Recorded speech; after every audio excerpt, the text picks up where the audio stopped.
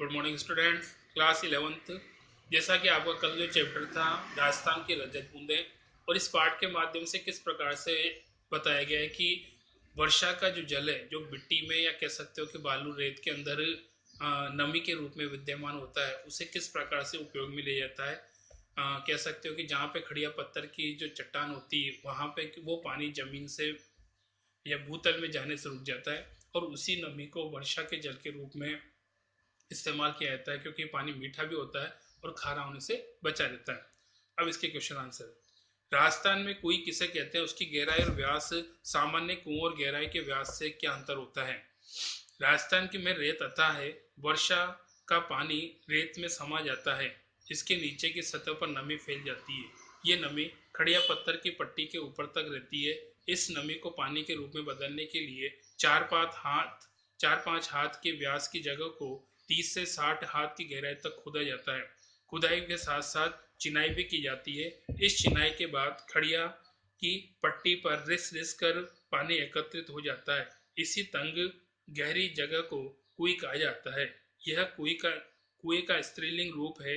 इस कुई से केवल व्यास में छोटी होती है, परंतु गहराई में लगभग समान होती है। आम कुएं का व्यास 15 से 20 हाथ होता है, परंतु कुई का व्यास 4 से 5 हाथ होता है। यहाँ पे जैसा कि बात की जाए कुई और कुई में सबसे बड़ा जो अंतर है वो ये होता है कि उसका जो व्यास होता है, डायमीटर जिसे हम कहते हैं, वो ज्यादा होता है। उसका घेरा कम से कम 15 या 20 हाथ होता है कुएं का, और कुएं का 3 या 5 हाथ के आसपास ही होता है।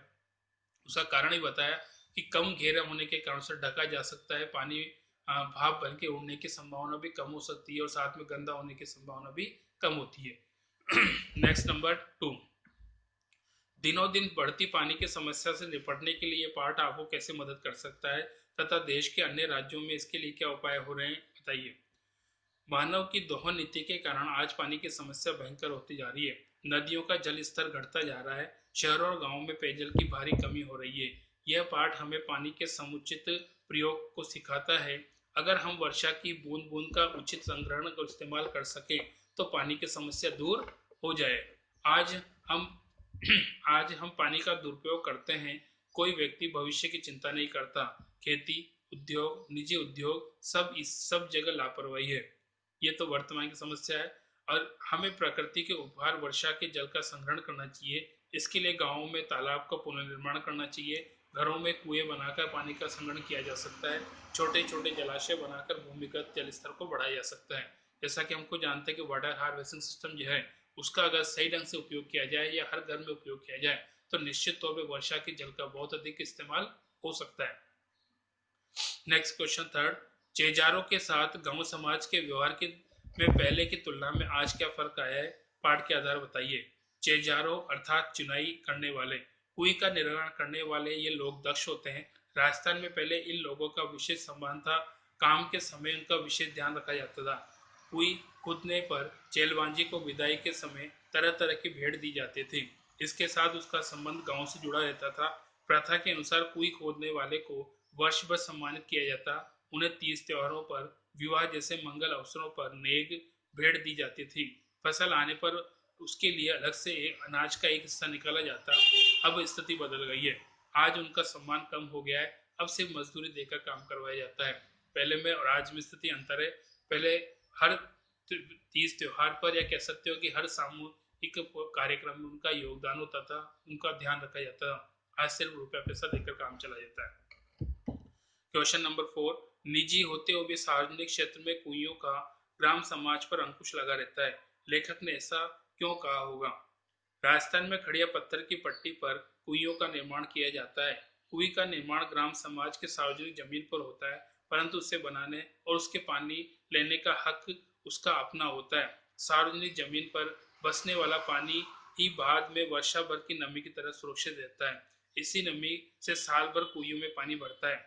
नमी की मात्रा वहां हो चुकी वर्षा पर तय होती है। अतः उस क्षेत्र में हर नई कुई का अर्थ है पहले से तय नमी का बंटवारा। इस कारण निजी होते हुए सार्वजनिक क्षेत्र में बनी कुइयों पर ग्राम समाज का अंकुश लगा रहता है। यदि वह अंकुश न लगे हो तो लोग घर बार में कई कई कुइयां बना लेंगे और सबको पानी नहीं मिलेगा। बहुत बहुत जरूरत पड़ने पर भी समाज नई कुई के लिए ही स्वीकृति देता है। जैसा हमको पता है कि जो पानी की मात्रा तो वही है, वो एक में होगी तो ज्यादा होगी, जैसे जैसे बढ़ती जाएगी वैसे वैसे वो उसकी मात्रा घटती चली जाएगी। नेक्स्ट क्वेश्चन फिफ्थ, कोई निर्माण से संबंधित निम्न शब्दों के बारे में जानकारी। पालन पानी, पाताल पानी, रिजान पानी। पाताल पानी ये पानी का वह रूप है जो सीधे बरसात से मिलता है। ये धरातल पर बहता है। इसे नदी, तालाब आदि से रोका जाता है। इस पानी का वाष्पीकरण जल्दी होता है। काफी पानी जमीन के अंदर चला जाता है। दूसरा आता है पाताल पानी। ये पानी भूमि के में जाकर भूतल में मिल जाता है। इसे पाताल पानी कहते हैं। इसे कुओं, पंपों, ट्यूबवेलों के द्वारा निकाला जाता है। थर्ड, रेजानी पानी। यह पानी धरातल से नीचे उतरता है परंतु पाताल में नहीं मिलता। यह पालर पानी और पाताल पानी के बीच का है। वर्षा की मात्रा नापने में इंच और सेंटीमीटर नहीं बल्कि रेजा शब्द का उपयोग होता है। रेज का माप धरातल में समाई वर्षा को नापता है। रेजानी पानी खड़िया पट्टी के कारण पाताली पानी से अलग बना रहता है और इसे कुइयों के माध्यम से इकट्ठा किया जाता है। बाकी नेक्स्ट है।